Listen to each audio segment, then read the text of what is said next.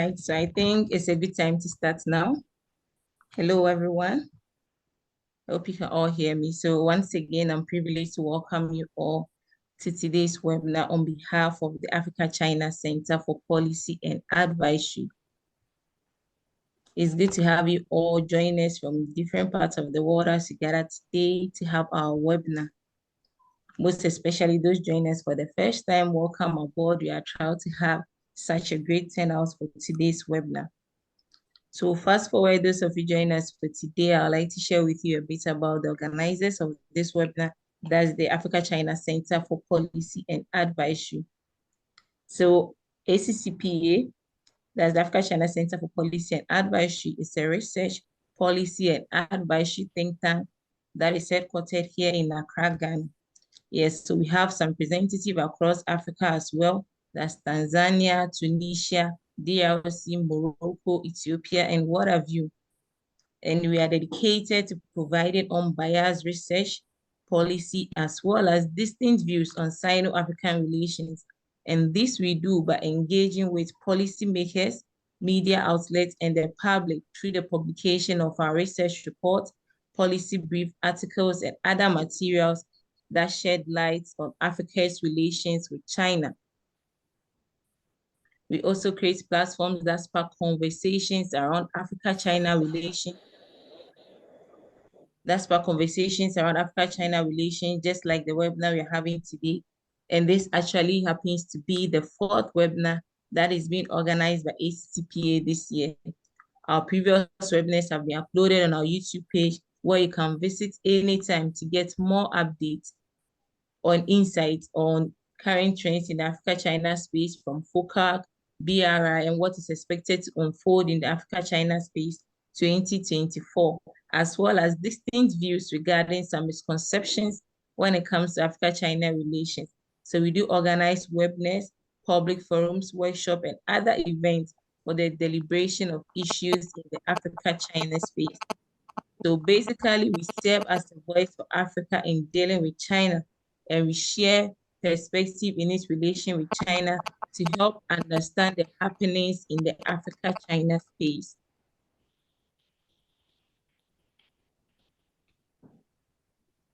Okay, so as a think tank, we are open to partnership, both private and public government and what have you. So if you're interested in the kind of work we do, you want to partner with us, collaborate with us, or engage us in every aspect of Africa-China relations, our doors are always open to you and you can always reach out to you. So in the course of the webinar, I'm going to share with you my email in the chat box so that you can reach out to us, then we take it from there. Hi, please, can you all hear me? Okay, thank you so much, Dr. Rosemary. Okay, so I think our moderator for today is all set. And at this point, I would like to introduce her to you so that she can take over. Then we get to start our webinar for today. So our moderator for today is one of our very own senior research fellow at the ACCPA. Please permit me to read her profile out to us so that she can take over. So Dr. Rosemary Inoja is a lecturer in the Department of Business Studies, School of Earth Sciences, Real Estate, Business and Informatics at Adi University in Tanzania since 2022. She is a member of the Business Department of Research, Publications and Consultancy Committee, Staff Review, Promotion and Administration Committee, and an independent internal examiner. She holds a Bachelor of Arts degree in Economics from St. Augustine's University of Tanzania, a Master of Arts degree in Economics from the University of Nairobi in Kenya, and a PhD in Applied Economics from the Capital University of Economics and Business in Beijing, China. Her research interests are broadly in industrial economics, environmental and energy economics, impact evaluation, and the economics of gender. She has a teaching experience in economic policy, planning and programming, research methods and computer application, micro and macroeconomics, and natural resources and environmental courses. Okay, so please, you are privileged to have Dr. Rosemary here to moderate us through an insightful journey. So without much ado, please help me welcome our moderator for today, Dr. Rosemary Inoja. Okay, so Dr. Rosemary, please, the floor is all yours. You can take over now. Thank you.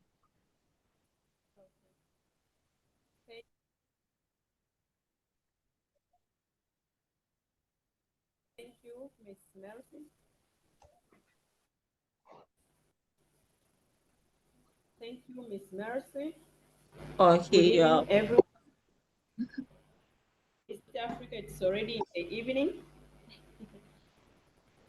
And I know in the other parts of the world it's still in the morning and the others is still in the afternoon.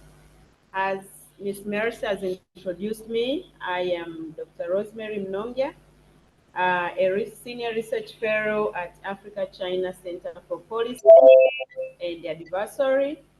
And today I'll be the moderator. Starting, I thank the Africa-China Center for Policy and Advisory for inviting me today as a moderator to this exciting topic as Africa Continental Free Trade Area agreement and its implications for Sino-Africa trade relations. And then I will have an introduction of this topic on what is all about Africa-China Center, what is the African Continental Free Trade Area Agreement and its implications before inviting our two speakers who will take us through by sharing some insightful knowledge, and then we'll have some questions and answers session later. The African Continental Free Trade Area presents considerable opportunities for the evolution and the monetization of African trading sectors. Upon full implementation and ratification by member states, this trade agreement will establish a cumulative market encompassing 1.3 billion individuals across 55 countries, boosting a collective GDP of approximately US dollars 3.4 trillion. And the African Continental Free Trade Area has been mentioned as particularly beneficial for African countries which have historically been marginalized in the global economy. Despite being rich in natural resources and having a young and population, African countries have struggled to achieve sustained economic growth and development. The reason for this is the limited intra-Africa trade, which has been hindered by a range of trade barriers, including tariff, custom procedures, and regulatory barriers. Then the African countries need to strengthen economic ties amongst themselves so that they could inevitably seek to negotiate trade agreements with China from the position of greater collective bargaining power. Having this small introduction of what is all about the African Continental Free Trade Area Agreement, whereby our two speakers today will take us through its implications to the African trade relations. We have two speakers, one being Linda Calabrese from development as a development economist and researcher from ODI UK, and Ibrahim Niang, assistant lecturer in economic sociology from Sheikh Anta Diop University in Senegal. Before I bring to you our speakers, let me read their introduction. Starting with Linda Calabrese is a research fellow at the Overseas Development Institute, a global affairs think tank in London, and Leverhulme doctoral fellow at the Lao China Institute, King's College in London. Her research work focuses on global China with a focus on China economic footprint in low and middle income countries. industrialization and economic transformation. That is Linda Calabrese. And our second speaker will be Ibrahim Niang, who holds a PhD in sociology from Sheikh Anta Diop University, Dakar, Senegal. He is an assistant lecturer at the Department of Sociology, and his teaching focus is on economic sociology, African sociology and anthropology, international relations, China geopolitics in Africa. And then in the fall of 2023, he was a visiting research fellow at Leibniz Modern Centrum, Humboldt University. He has extensively visited China and was engaged in the Africa-China program at CODESTRIA, that is the Council for Development of Social Science Research in Africa, and the School of Agriculture and Rural Development of the People's University of China. He also holds a certificate in economic development from the Chinese Academy of Social Sciences. Ibrahim Niang is the author and co-author of numerous articles, and today he is going to tell us a lot about the African Continental Free Trade Area Agreement and its implication for the African trade relations. That was a brief introduction of our two speakers. So who is to start?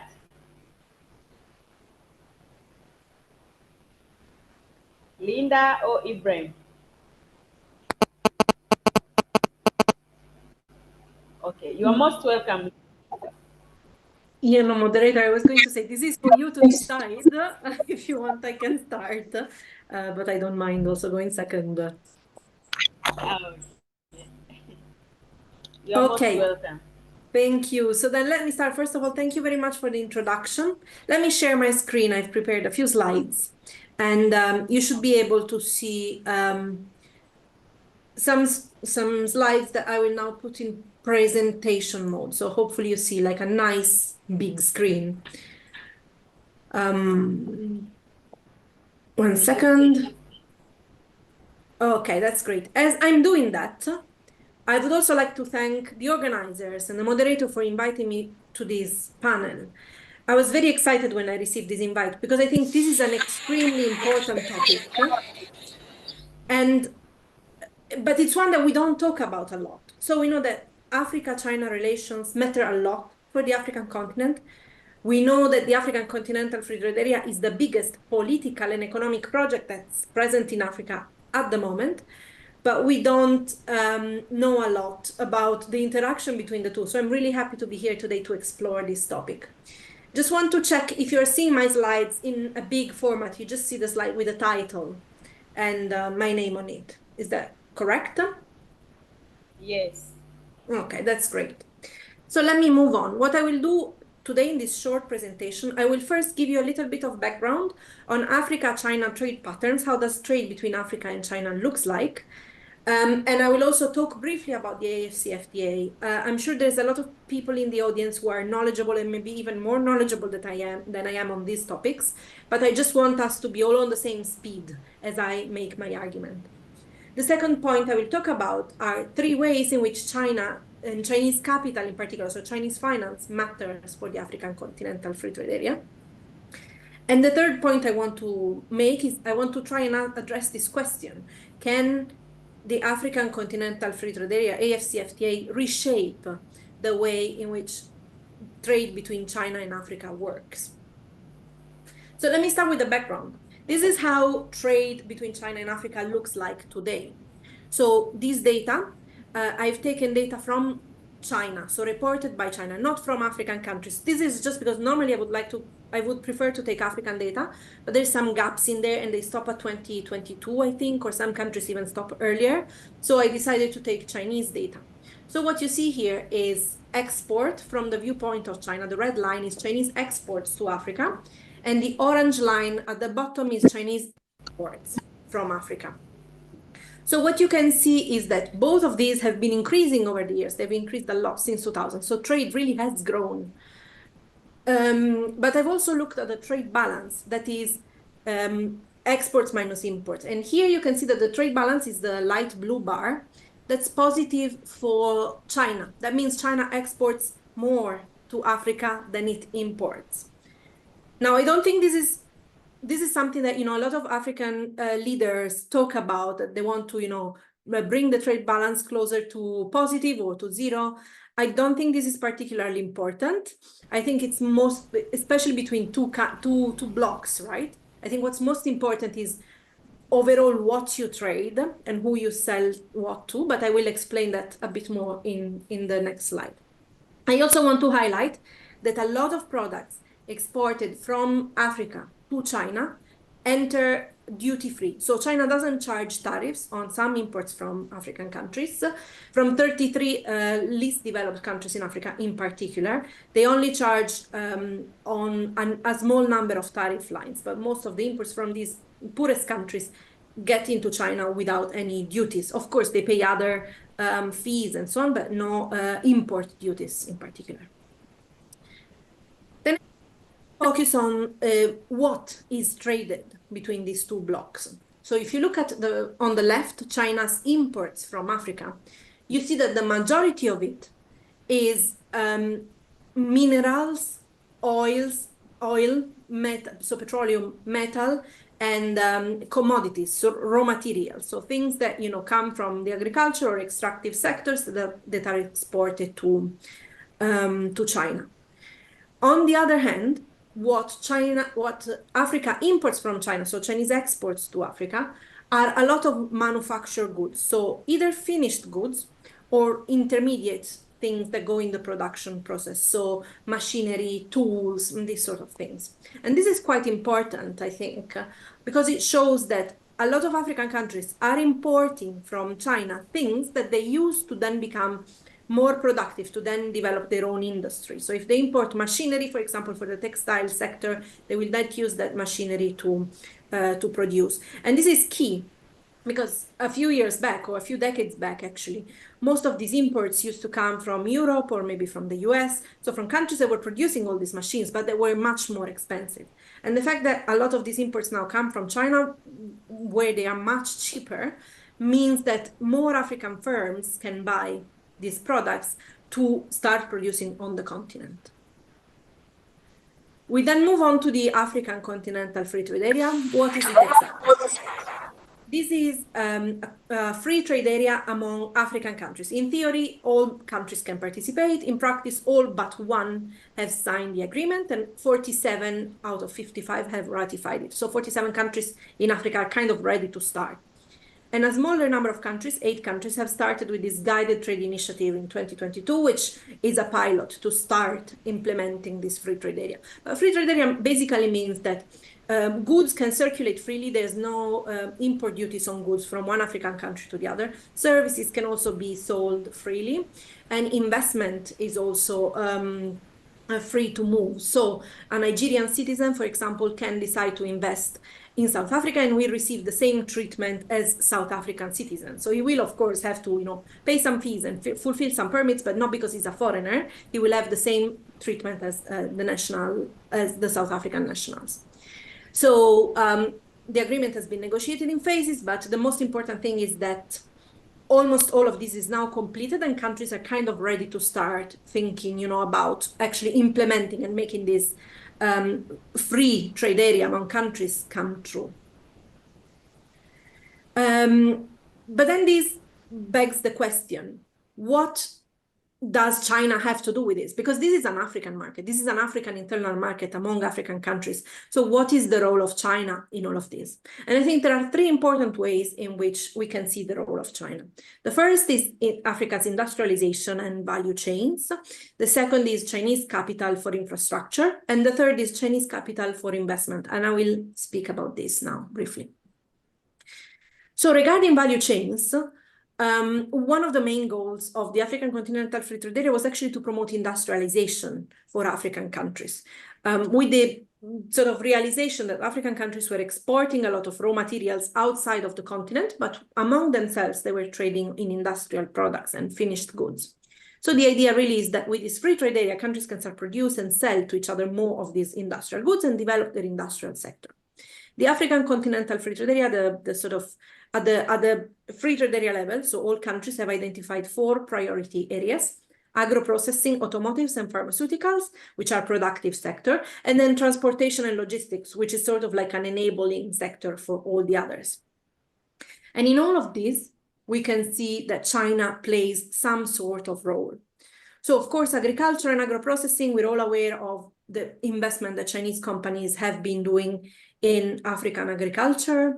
We know about the presence of this Chinese Agricultural Technology Demonstration Center. These are sort of like aid projects that help with the technology transfer. So they would set up in a specific place, develop some technologies or adapt some technologies from China locally on how to produce more productively some specific agricultural goods, and then transfer this knowledge to the farmers or develop some knowledge locally together with the farmers. So this really is a strong contribution of Chinese players in African agriculture and agro-processing. Automotives, the second sector, is a sector that many African countries are trying to develop, but is still a very nascent industry. So just a couple of countries have a very strong automotive sector at the moment. And we see China playing a role there. So Chinese companies are not only selling cars, but they're also trying to set up plants to produce cars closer to the African market. So I've read about BAIC in South Africa, that's a producer of traditional vehicles, but also in Morocco, which is a big producer of automotives in Africa.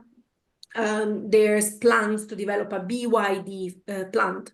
BYD is the largest or one of the largest producers in the Chinese market of electric vehicles. So really not only looking at traditional cars, but also next generation electric non-oil using cars. Pharmaceuticals is a sector where I don't think Chinese companies have played a big role so far. It's mostly Indian in terms of the foreign companies in the continent, I think. But we see some sort of starting points. So for example, recently Fosun Pharma, which is a Chinese company, has developed plans to start production in Ivory Coast with support of international finance, actually, from the International Finance Corporation.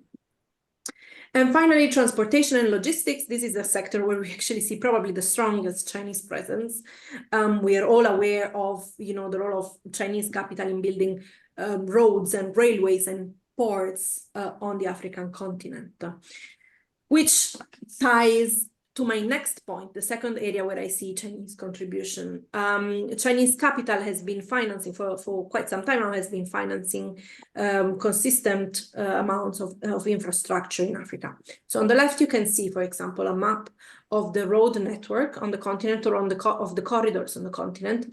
And you can see that a lot of it is developed, but a lot of it is still unpaved, or the roads are not so good, or actually there's missing sections. So if you want to create a free market, a common market among African countries, if you want to sell things from Nairobi to Senegal, you have to transport these goods somehow. And so you really need a road and railway network that's well developed. Or you could also use air transport. You also need then to develop that sector. So this is somewhere where Chinese companies have really been active, even though this has been slowing down. So you can see on the right a graph which shows the revenues of Chinese construction projects in Africa. These have been sort of declining since 2015 and then kind of plateauing, so slowing their sort of trends a bit. This indicates a number of changes, of course, from the Chinese side. There's now emphasis on small and beautiful projects, so not so much capital to be disbursed so easily, but more attention towards where the money is going. But also from the African side, of course, the debt crisis that has been accompanied by, that has been led, by COVID, caused by COVID, and also subsequent changes. This has led to a change and a negative change in the possibility of African countries to borrow, an exacerbation of the debt situation, and so on and so forth. So we see a bit of a slowing down trend in this sort of Chinese financing for African infrastructure. But it's not just transport infrastructure that I want to emphasize. Chinese companies are doing a lot more of other types of infrastructure. So power, for example, so not just traditional forms of power like hydropower, for example, but also renewables such as solar or wind and so on and so forth. They've been big players in financing these in Africa. And that's actually very important. If you want to produce things that you trade among African countries, you actually need the energy to produce these. And then digital technology, digital infrastructure has also been a very important contribution of Chinese companies, because a lot of African countries also want to develop their digital trade, and therefore they need a good digital network, but also to trade across borders, you actually need to be able to communicate and therefore to have a good digital infrastructure. My final point, my final area of contribution is tied to investment, and I've kind of hinted at it a little bit throughout the presentation, but I want to give you some examples. Where have Chinese companies been investing? And here I focus particularly on manufacturing, because as I said, it's a sector that many countries in Africa want to develop. So we know of the Transsion mobile factory in Ethiopia. We know that a lot of Chinese companies are investing in textile and garment across the African continent. On the top right, you see an image of Goodwill Tiles. This is a very it's a company in Uganda. It's a very Ugandan looking company, but it's actually a Chinese company. And Uganda used to either produce very low quality tiles for construction or to import them from abroad. And this company is now producing at very competitive prices tiles that can be used, that are sort of mid-range, and that can be used in local construction very effectively and very cheaply. And therefore has been very successful. And then at the bottom right, you see actually, this is Uganda again, it's the Mbale Sino Uganda Industrial Park in eastern Uganda, which produces a lot of things ranging from mattresses to pillows and covers, bed covers, to nappies, to, you name it, they produce a lot of things. I think what all of these have in common, which is very interesting to me, is that they're producing goods that are not necessarily for export, apart from textile and garment. That's the only one that's, for export. But most of this investment is focused on things that can be produced in Africa and sold to African consumers, because there's such a big gap in the market that, that's actually very much needed. And of course, they can be sold not only within the country, but also thanks to the African Continental Free Trade Area to the other African countries. So one question that I kind of want to bring up is this one is, Africa has been sort of named as the next factory of the world. And thanks to, Chinese investment, this was a bit the narrative. Thanks to Chinese investment, Africa can become the next factory of the world. And here I want to raise a question mark, actually, because the next factory of the world, to me, implies that you produce very cheaply and then you export everywhere, you export globally in the world. But what we see happening in Africa at the moment is that Chinese investment is actually helping African countries become factories for the African market. And I don't think that's worse. That's actually very much needed and very, very important to produce things that are, necessary for African consumers. So maybe not so much the next factory of the world in the next 5 to 10 years, but Africa is becoming sort of producing a lot more goods for the domestic market, which is also a policy goal that's very important in many countries. So this leads me to my final point, actually. We've highlighted at the beginning that there's very unequal trade pattern between China and Africa. And the question I want to raise is, can the African Continental Free Trade Area rebalance those? In particular, since China is importing a lot of agricultural goods and commodities from Africa and exporting a lot of manufactured goods, can this actually be changed? Can Africa start exporting manufacturers to China? I think this is going to be very difficult because of what I just said. A lot of the investment goes into production for the domestic market. But also, if you look at the table on the right, you will see that a lot of the costs of production in Africa are still quite high. And this data is a bit old, so I think a bit of it is outdated, but new data hasn't come out yet, so I couldn't update this table. But you can see that electricity costs more in Africa, transporting goods costs more compared to China, it takes longer compared to China. The only thing that's cheaper is the wages. And probably the difference that you see here is actually underestimated, because this is 2012 data, and probably salaries have grown a lot more in China by now.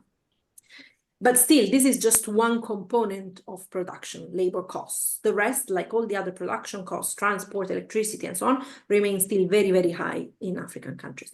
So I don't think that what happens is that African countries will be able to export a lot to China and rebalance those bilateral trade relations between Africa and China.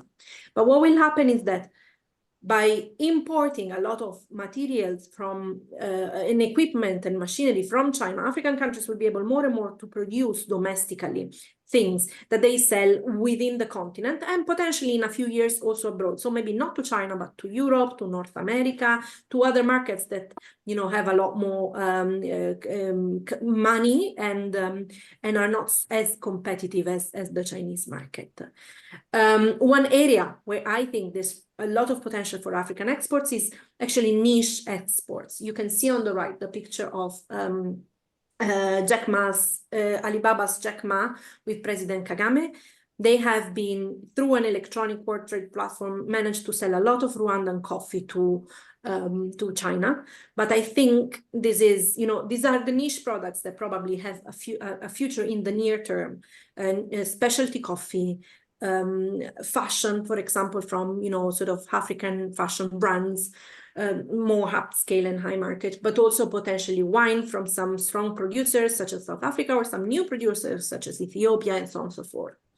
So I think there are opportunities, but not necessarily China is gonna, African countries are gonna start producing very cheap manufactured goods to sell to China, the way China has done for many years to the rest of the world. Rather, I see African countries can use imports from China to start exporting within the continent, but also elsewhere in the world.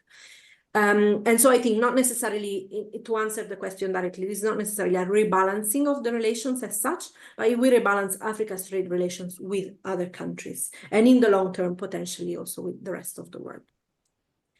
So these were my key points, and thank you very much for listening. And I just wanted to leave you with my contact so you can reach out for questions. You can ask, of course, questions now, but also at a later stage if you want to reach out. Thank you very much. I stop sharing now.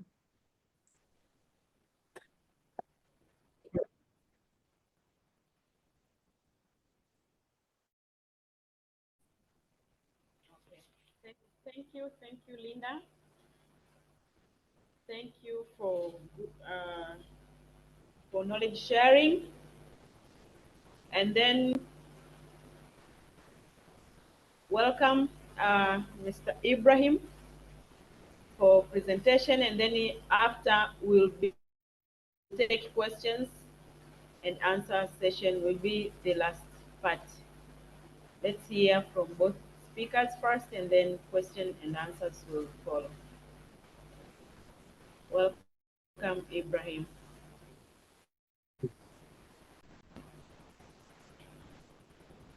Thank you, everybody. Thank you, Mercy. Thank you, Linda, for inviting me to join the debate on AFCFTA. As you know, we call it in our Francophone zone the ZLICAF. I would like to thank you again because of at the beginning I was not really interested on thinking about the impact of the AfCFTA on African economy and the relation that should be analyzed between African countries and China in the context of having these free trade zone. So, as Linda has mentioned concerning the process of organizing or having these free trade zone by going in many steps to unify all of these African countries to join these AfCFTA. So when I began to thinking about these free trade zone, I try to analyze the reason that push Africans countries who have these initiatives. And I saw that they said that the African Continental Free Trade Area now has been operational since January 2021, after entering into force in May 2019. So according to its initiator, the agreement is to boost the trade between African countries by going from 18% to 50%. So to lift 30 million Africans out of extreme poverty.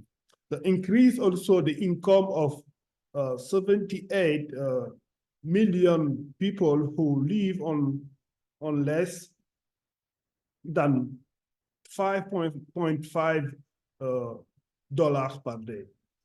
And of also 450 billion in potential gains, and around 300 billion would come from trade facilitation, measure, and the simplification of customs procedure. So ideally, the ZLECAf or the AfCFTA was to put Africa on the path to development, thanks to industrialization and job creation. So for me, so when I try to see this initiative and the arguments, the main argument for the establishment of this initiative. So they say that the project is a Pan-African initiative and part of the context of the decline of the WTO as a multilateral negotiation framework and the concomitant emergence of mega regional trade agreements, like the large free trade agreements such as TTIP, TPP, and CETA. That erode the trade preference granted to African countries and impose new standards. So therefore, the AfCFTA would be an alternative to inaction and which would significantly strengthen intra-African trades and ultimately stimulate the continent's economic growth. So what I think about this free trade zone. So I would like first quickly give my opinion on the AfCFTA before addressing the dynamics that this could lead to commercial relations with China. So I'm afraid. I'm afraid, and maybe I will disappoint you for several reasons. I'm not really very optimistic about the future of DLCAF. So among them is, increasing inter-African trade from 18% to 50%. So indeed, it is scientifically demonstrated that the causes of intra-African trade weakness cannot only be attributed to tariff and non-tariff barriers. The main reason is that African countries are poor and economically not diversified. So realities inherited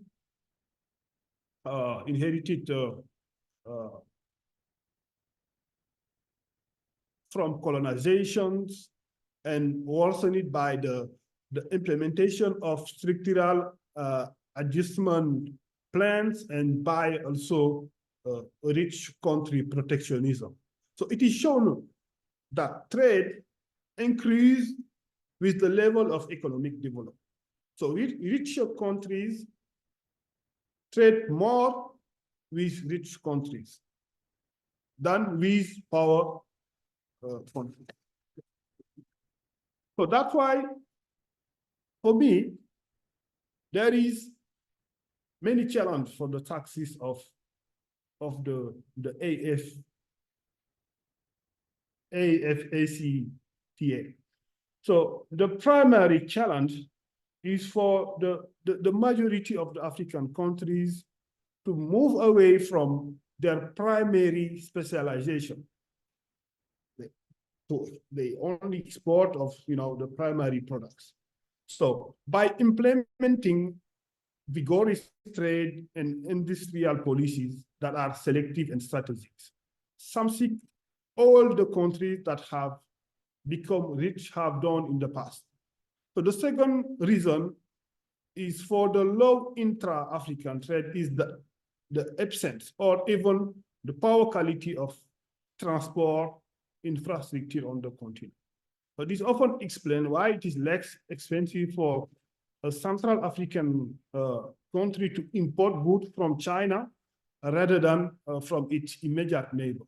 So supporters of the AfCFTA or the ZLECAf, they put the cart, like free trade, they put the cart before the horse, like industrialization, development of productive capacities, plus development of pan-African infrastructure, such as land, maritime, rail, air transport, and IT. So it should be also noted that if the ZLECAf is established, it will benefit more for international capital than the African countries. It will be benefit for the international capital more than the African countries. And as in often, like if you look around like the Senegalese context, the case of the CFA friend zone country, they don't have control of their monetary and exchange rate policies.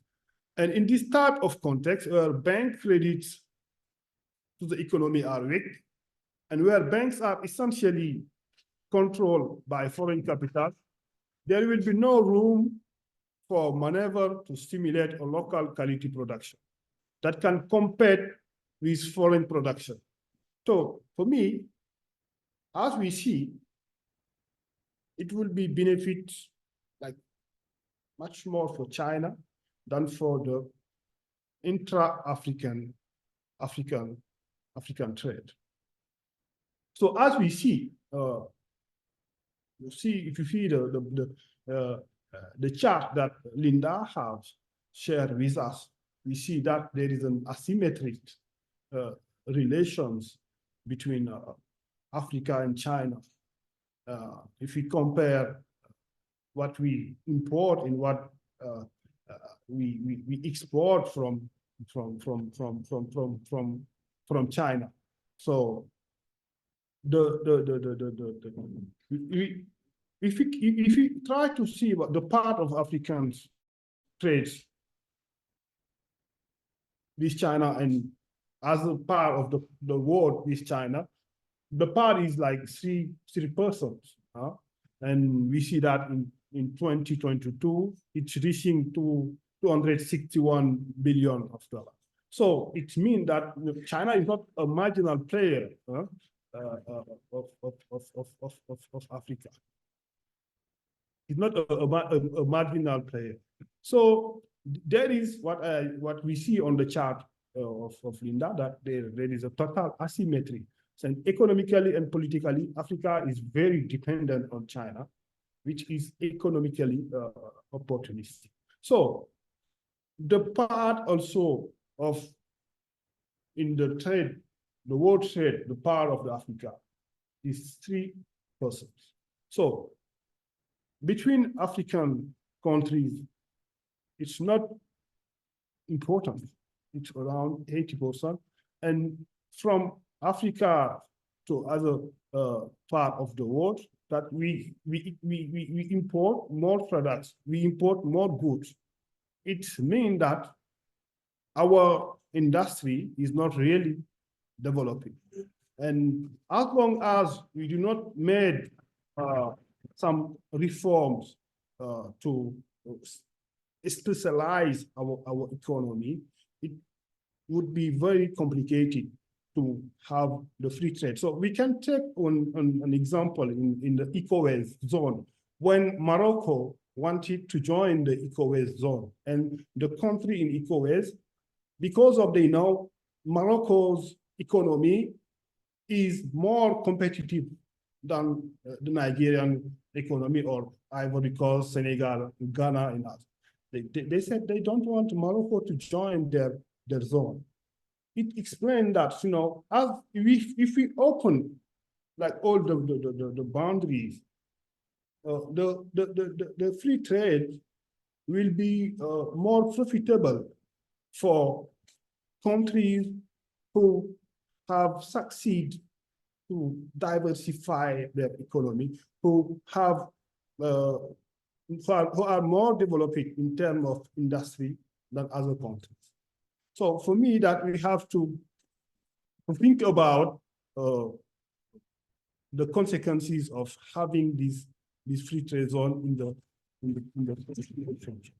So as we talk about the importance of China, we know that China remains the main partner of the African continent.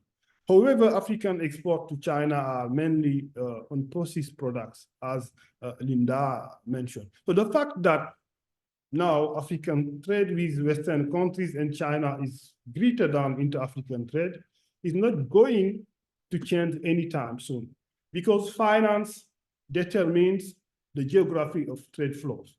The fact China has more and more market share in Africa is justified and supported by development banks such as, China Development Bank, Bank of China, ICBC, Exim Bank of China, that have financial instruments that allows each company to establish themselves in Africa and grant import credit. So as you see, if I gave you one example, there is a special economic zone in Senegal. There is a company called CNH Ghana.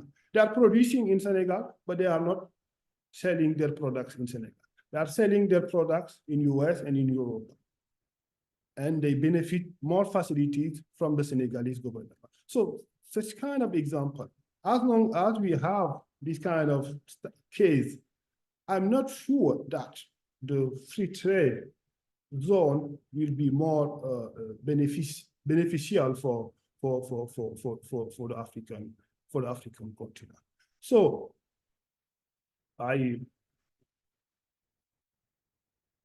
this is an example of two countries, like you see Ghana and Senegal. If you see them, China is the first partner of Senegal, economic partner in terms of trade. Senegal, mainly they import from China. You see Ghana also, they import mainly from China. And Nigeria is if you take in 10 countries, there is only Nigeria where Senegal imports in Africa, and Nigeria is 9 on the chart. If you see the case of Ghana, you see South Africa is the only countries. If you look at the chart, it means that we trade much more with others than countries nearby, because of the structure of our economy.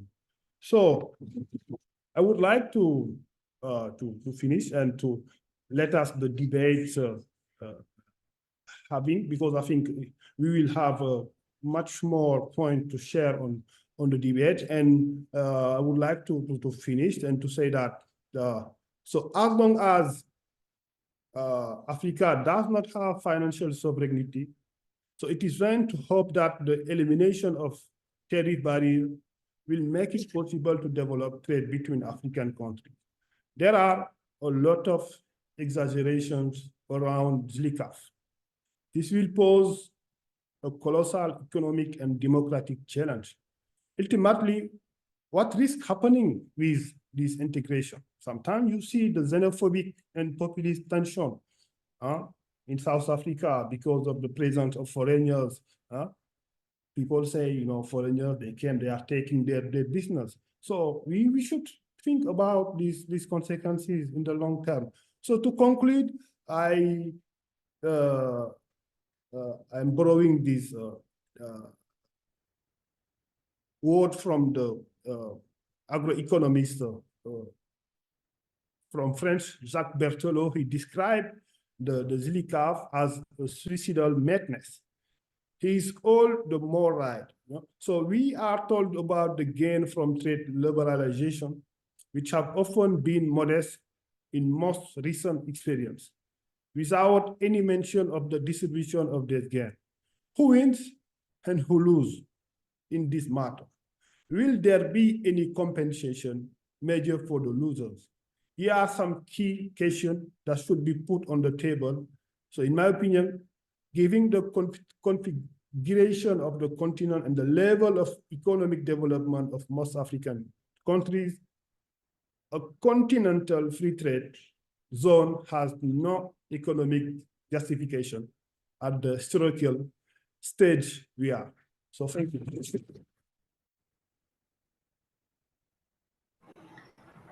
Thank you so much, Dr. Ibrahim, for the insightful and knowledge sharing on the African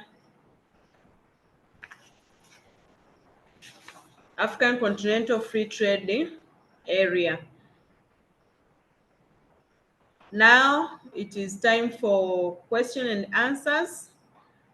I will start by posing 2 questions, and then you will read them, you will answer them, and then I will go and read some questions which have been posed by our attendees.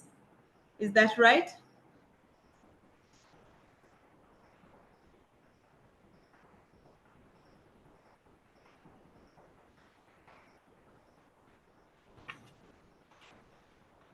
Okay, by starting, I would like to know if should the African countries pursue this free trade agreement with China as a whole or negotiate individual country deals?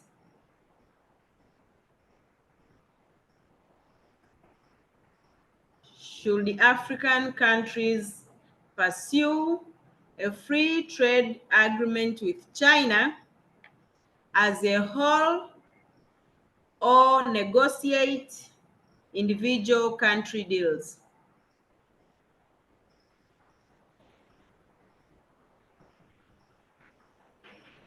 And the second question, with a large African market, how can African countries leverage the AfCFTA to negotiate better trade deals with China?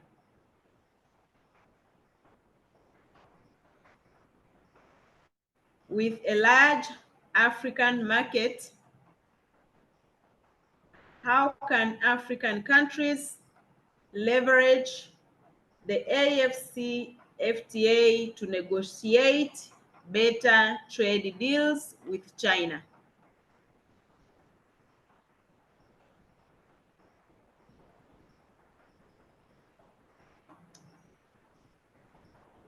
We can start answering these 2, and then I will read some questions from attendees.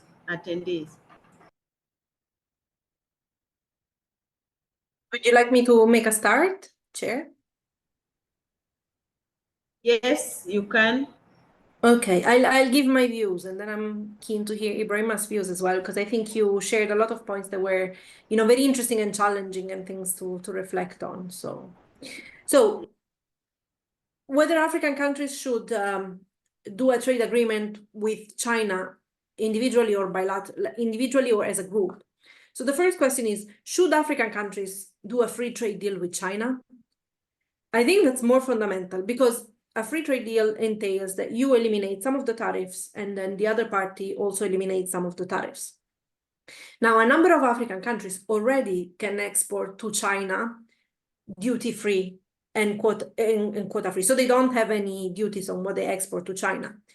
So with a free trade deal, what they would gain is only that they would have to reduce some of the tariffs for imports from China. And tariffs are such an important lifeline for a lot of African governments that, receive money from that for the functioning, for the day-to-day functioning of the government. So I'm not sure that, for every country it would actually make sense to have a free trade agreement with China. So for each country, I would say that the first thing to do is to actually have an assessment of whether this makes sense or not. Statically, of course, in the short term, whether you're going to lose revenues for sure, but are you going to gain something? What are you going to gain from it? I think that's the first thing that one should reflect. And whether it should be negotiated bilaterally or unilaterally, then it's a second question in a way. Sorry, bilaterally or as a bloc. It's a second question. And I think this is extremely challenging. We have seen it in a number of other negotiations. We have seen how, African countries are very different, from, South Africa to Burundi, their needs, their goals, their aspirations are very, very different. So they may not have the same necessities from a trade agreement. They may not need the same things. And we see already, in regional blocks, like ECOWAS or EAC or COMESA, things that countries, to agree on things, it actually takes a very long time because countries have such different interests. So at the Continental Free Trade Area, to define a schedule, of trade that would work with China, I think it could only be very shallow. It couldn't be a very deep trade agreement because there's very little that you could actually agree on with countries with such different economic structure and economic needs. And this also answers your second question of whether countries can actually leverage their strength as a bloc to negotiate. I think you do have more strength as a bloc. I am from Italy, so a country of the European Union, which, the European Union, Italy carries a lot more weight within as a European Union member than as an individual country. So that is for sure, I think.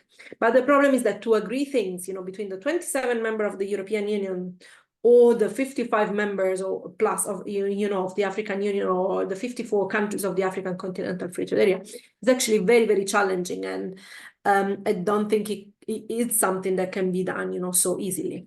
Yeah, that's my take.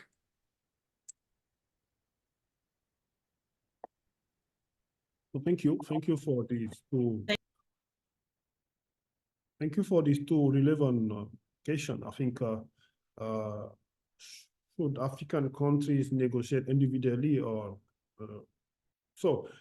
we have experience on this with the economic partnership agreement between African countries and AU, and they did not succeed to organize themselves, to have one bloc and to negotiate for one group. They decided separately to negotiate with Europe or the AU concerning the EPA, the Economic Partnership Agreement. In the ECOWAS, for example, there is some countries, the civil society, the social movement, they will not agree to sign this agreement. They mobilize, they make many mobilizations to say it is a danger. It's not good for our economy. So we don't have to sign this. We have to take our time. But in other countries, you see those countries, they decided to say that they would sign. This is the problem. It's each country try to see where is its interest. And that's why I think it may be complicated. I think the initiative of having the free trade came from the way that for some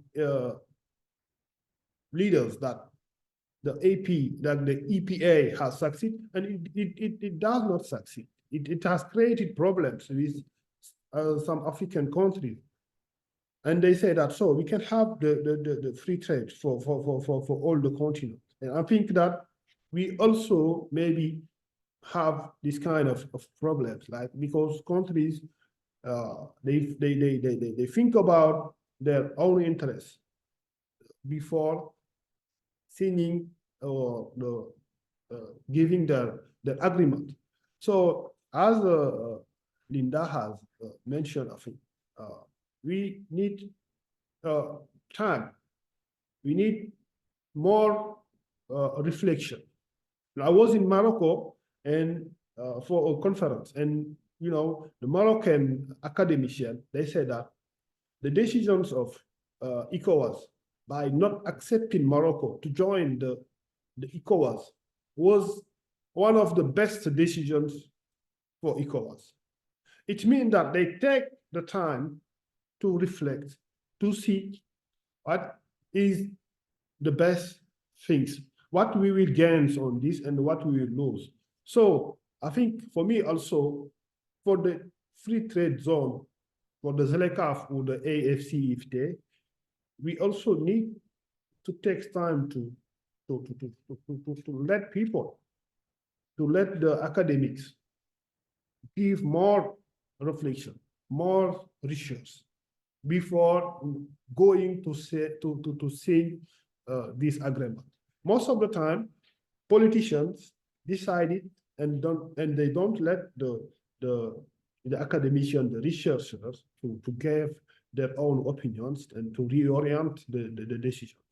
This is for me my answer for these two questions.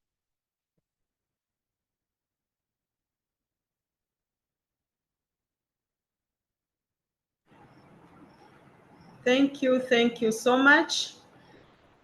And in the question and answer, I see two questions. You can also read them. The first one is, how do we think expected Chinese overcapacity will impact the effectiveness of the AfCFTA? And the other question is the last one, which says, in real terms, is there any substantial trade between Africa and China, or Africa is now an extension of China's trade zones where China owns the local factories producing goods for China's domestic consumption?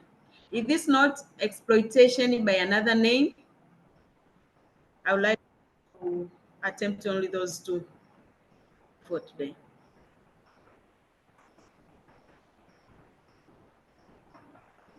Sure. So I think these are quite complex questions.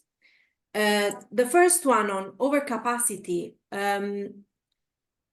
it's a bit of a, I guess, long link. So Chinese overcapacity is capacity in some sectors, in particular producing, one of the focuses at the moment is producing construction goods, so steel and glass and these sort of things, but also capacity in actually building and doing stuff, so the construction companies. So we see that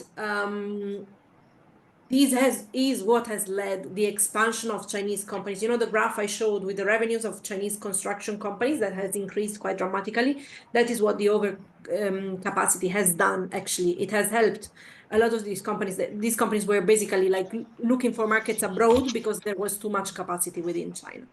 So I think this has helped. And in a way, as I explained, this construction of infrastructure at competitive rates, but not free, of course. This was never like a gift. Of course, it's always business, right? But this has helped to really develop the African infrastructure network. And so it could actually support the AfCFTA in that sense, because you actually, as I said, you need the infrastructure to trade. The point is whether, that is financially sustainable. Ibrahim has spoken about financial sovereignty, which is very important. And I think also this sort of debt fueled model is starting to be heavy on many African countries, especially in a time of crisis such as now. But also whether, that is, actually what is needed. But I think what we see also, and there's research not done by me, but by other researchers at SOAS, for example, they have shown that a lot of these overcapacity, these construction companies that come from China to operate in Africa, they have actually stimulated the growth of many sectors in African countries, cement, bricks, steel, and so on, because these are all materials that are needed for construction. So these companies may, import some of these goods from China, but may also buy locally. And when they buy locally, or the tiles factory I showed, that's part of it. The fact that there's a boom in construction in many African countries has to do with China, and that has also stimulated other local industries, which I think is very important. In terms of the question on trade, which asks, whether the trade is actually substantial or is just an extension of, what's happening in China. I think the trade is substantial in the sense that, as I showed, very different products are traded. So it's not just, Chinese producing, what they produce in China coming to produce in Africa. I think that there's a real exchange where China needs a lot of material, copper from Zambia, or minerals from other countries, oil from Ghana or from Sudan and from other countries. So there is a real, I think, trade and exchange there. The question is whether that trade is what African countries want, whether African countries want to keep exporting these goods, these primary goods and raw materials, or whether they want to start actually producing more and different goods to, diversify their economy and to be a lot more solid and stable. And I think this is very important because it's very important to have that revenue from the raw materials. You need foreign currency, basically. If you want to industrialize, you need foreign currency because you need to buy the machines and you need to buy the inputs, at the beginning at least. So it's very important to maintain, that export. But over the long term, I think African countries want to start exporting a lot less of that as a percentage and a lot more of other types of goods. So for me, talking about overcapacity, because people used to say that the way that having this Belt and Road initiative is also to deal with the Chinese overcapacity, like how we have many industry and they are producing a lot, and we need to, to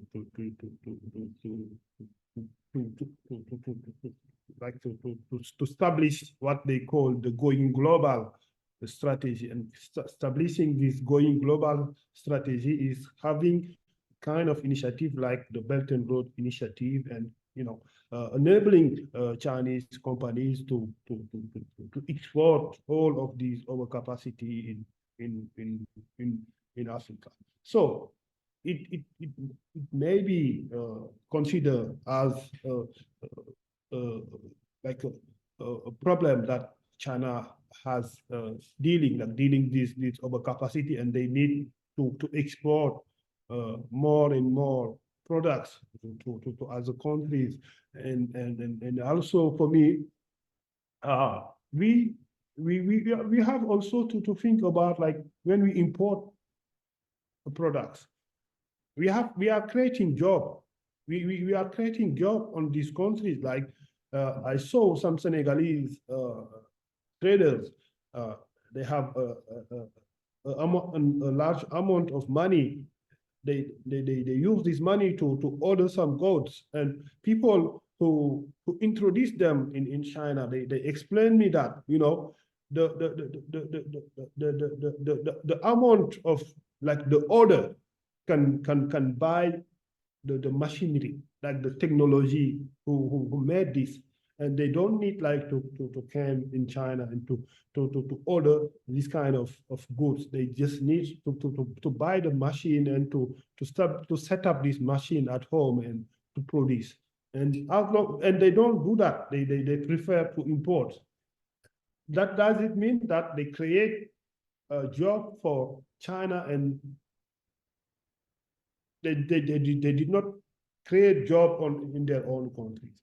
This is for me one problem that we should notice when we talk about this kind of dealing with richest countries, like continuing to import some manufacturing products. It's for me a big problem.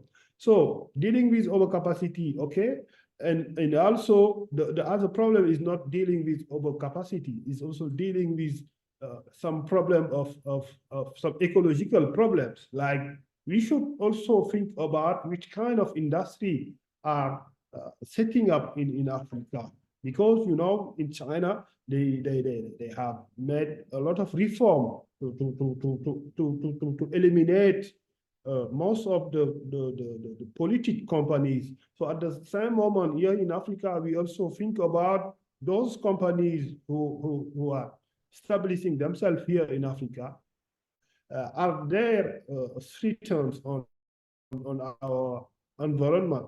It is not about thinking of development. It's also thinking about an alternative of this kind of development. So if we think about, we have to go on this way, like following these neoliberalism orientations to create more jobs, or to be developing, we can make bad impacts on our environment. So I think also these, for me, one issues that we need to reflect on the consequences of these free trade zones in also in our environment. Okay, so thank you.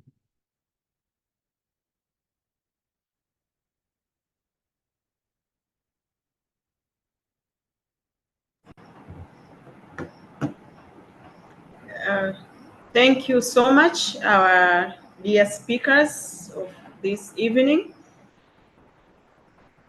I've learned a lot from you, and hereby I will provide a summary of what I've learned, and then Miss Mercy will give us concluding remarks. From this discussion, I've learned that China imports from Africa only agricultural raw materials, which are only primary products, maybe in very raw form with zero value addition. They go there, they process and bring back to Africa, where we buy as finished manufacturing goods. And at the same time, what China exports to Africa are those finished manufactured goods, which are not agricultural products, whereby they make their GDP will keep on increasing, while ours decreasing because we export less and we import more. Also, Africa, in that, as industrial and the value chains are still low, whereby the Chinese capital is being taken as an enabler through financing and in building infrastructures. Imagining that we are inviting the Chinese to come and build infrastructures to us, while we are exporting cashew nuts, we are exporting I don't know, cassava, things which they don't match at all. So if we mean business or we mean trade, we need to create a win-win solution whereby we all benefit. So it's like Africa has to wake up and start adding value to their products, the agricultural products, if that is their comparative advantage, and keep on, instead of sending the raw products, we need to add value to those products and send the finished goods. And also these Chinese, we ask as foreign aid, and they give us that capital to enable through our investment. Also, there's a wake-up call that Africa will be the next factory for the world. So since there is an equal trade partner between Africa and China, while we think of this AfCFTA, we need also to wake up and see, do we really need it? Or if we are not ready, maybe postponed, and then when we are ready for it, we can join. Because China will not be there to say like, oh, these people are behind it, let me help them to, no. That man is a businessman. He thinks about being the first in the world, even to compete. He's competing with America. So how can he think of helping the Africans to be like him? So we Africans, we are the ones to sit down and think about what we are trading with China. Is it really making sense? You can't trade 100 billion and you have only 10,000 in your pocket. So also this establishment of African Free Trade Area, the aim was to boost trade between African countries, that is intra-trade, intra-African trade, which will help to boost the economic growth of these African countries. Then, before thinking to go and join with China, which is a big country, can we start this inter-trade Africa within ourselves, strengthen the AU, strengthen the East African community, the SADC, and all these organizations which we have.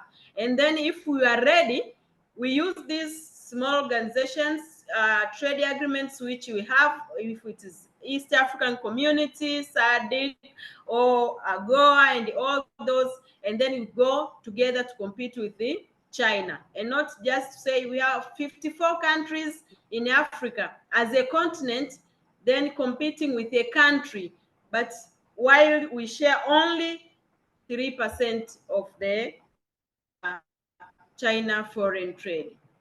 So that was a summary for this discussion. So it's a wake-up call for us.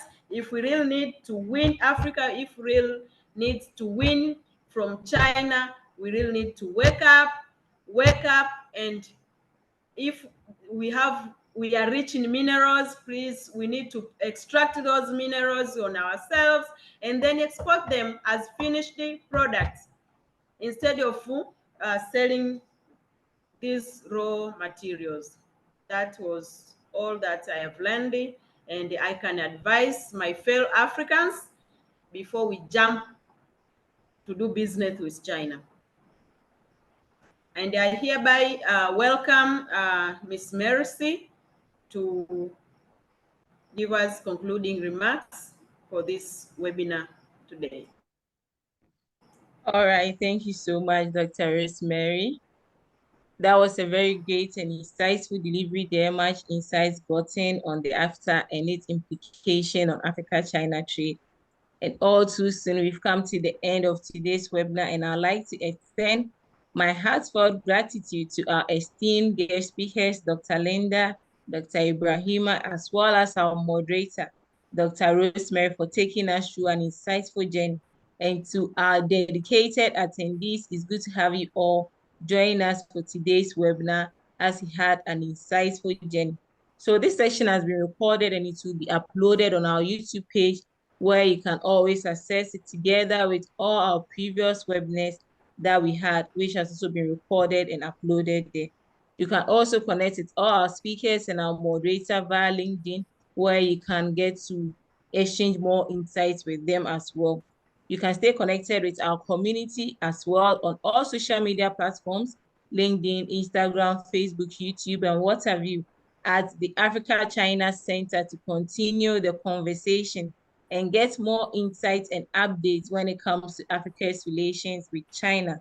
Once again, we are open to partnership and collaboration, both private and government. So you can always reach out to us via my email, which I shared earlier in the chat box, so that we can take it from there.